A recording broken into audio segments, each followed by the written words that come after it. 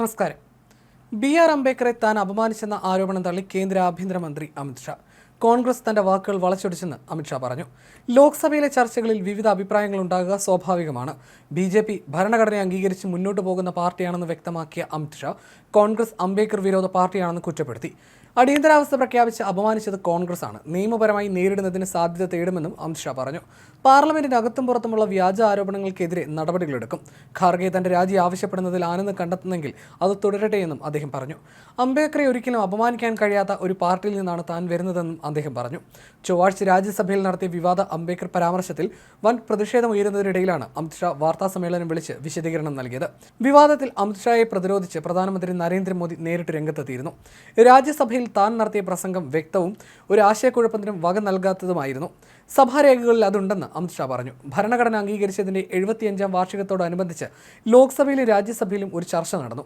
കഴിഞ്ഞ 75 വർഷത്തിൽ രാജ്യം കൈവരിച്ച നേട്ടങ്ങളെക്കുറിച്ചും ഞങ്ങൾ ചർച്ചകൾ നടത്തി. പാർട്ടികൾക്കും ജനങ്ങൾക്കും വ്യത്യസ്തമായ ആശയങ്ങൾ ഉണ്ടാകുന്നത് സ്വാഭാവികമാണ്. പ്രശ്നങ്ങളെക്കുറിച്ചുള്ള വ്യത്യസ്ത കാഴ്ചപ്പാട് എല്ലായ്പ്പോഴും വസ്തുതകളെ അടിസ്ഥാനമാക്കിയുള്ളതാണ്. എന്നാൽ ജനങ്ങളെ തെറ്റിദ്ധരിപ്പിക്കുന്ന കോൺഗ്രസിന്റെ രീതി അപലപനീയമാണെന്നും മരണത്തിന് മുമ്പും ശേഷവും കോൺഗ്രസ് എങ്ങനെയാണ് അംബേദ്കറോട് പെരുമാറിയതെന്നത് എല്ലാവർക്കും അറിയാമെന്നും അമിത്ഷാ ചൂണ്ടിക്കാട്ടി. എനിക്ക് കോൺഗ്രസ് അധ്യക്ഷൻ മല്ലികാർജ്ജുൻ ഖാർഗെയോട് പറയാനുള്ളത്, ഡോക്ടർ ബി.ആർ. അംബേദ്കർ തന്റെ ജീവിതം മുഴുവൻ സമർപ്പിച്ച സമൂഹ വിഭാഗങ്ങളിൽ നിന്നാണ് നിങ്ങൾ വരുന്നത്.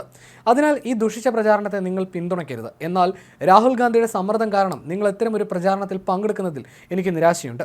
കോൺഗ്രസ് അംബേദ്കർ വിരുദ്ധവും ഭരണഘടനാ വിരുദ്ധവും സംവരണ വിരുദ്ധവും സവർക്കർ വിരുദ്ധവും OBC വിരുദ്ധവുമാണെന്ന് ഞാൻ ആവർത്തിക്കുന്നുവെന്നും ഷാ പറഞ്ഞു. അംബേദ്കർ അംബേദ്കർ അംബേദ്കർ എന്ന് പറയുന്നത് ഇപ്പോൾ ഒരു ഫാഷനായി മാറിയിരിക്കുന്നു. ഇങ്ങനെ പറയുന്നതിന് പകരം ദൈവത്തിന്റെ പേര് ഇത്ര തവണ പറഞ്ഞിരുന്നെങ്കിൽ അവർക്ക് സ്വർഗത്തിൽ ഇടം ലഭിക്കുമായിരുന്നു എന്നായിരുന്നു പ്രതിപക്ഷ ബഹളത്തിനിടെ ചൊവ്വാഴ്ച അമിത്ഷാ പറഞ്ഞത്. ഇതിനെതിരെ പ്രതിപക്ഷ പാർട്ടികൾ വലിയ പ്രതിഷേധമുയർത്തിയിരുന്നു. ഇതേ തുടർന്ന് ബുധനാഴ്ച പാർലമെന്റ് നടപടികൾ നിർത്തിവെക്കുകയും ചെയ്തിരുന്നു. അമിത്ഷായുടെ രാജി ആവശ്യപ്പെട്ടായിരുന്നു പ്രതിഷേധം.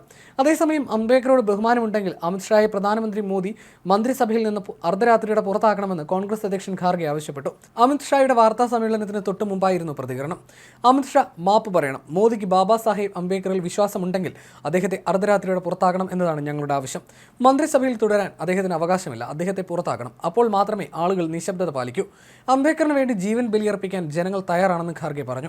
അംബേദ്കറെ അമിത്ഷാ അപമാനിച്ചു എന്ന് ആരോപിച്ചുള്ള കോൺഗ്രസ് ബഹളത്തിൽ ലോക്സഭയും രാജ്യസഭയും ഇന്ന് സ്തംഭിച്ചിരുന്നു. രാജ്യസഭയിൽ ഇന്നലെ നടത്തിയ പ്രസംഗത്തിലെ അമിത്ഷായുടെ പരാമർശങ്ങൾക്കെതിരെയായിരുന്നു കോൺഗ്രസ് ബഹളം. മനുസ്മൃതിയിൽ വിശ്വസിക്കുന്നവർ അംബേദ്കറെ അപമാനിക്കുന്നതിൽ അത്ഭുതമില്ല എന്ന് രാഹുൽ ഗാന്ധി പ്രതികരിച്ചു. രാഹുൽ ഗാന്ധി അടക്കമുള്ള കോൺഗ്രസ് എംപിമാർ അംബേദ്കറിന്റെ ചിത്രങ്ങളുമായി പാർലമെന്റ് കവാടത്തിൽ പ്രതിഷേധിച്ച ശേഷമാണ് ഇരു സഭകളിലും വിഷയം ഉന്നയിച്ചത്.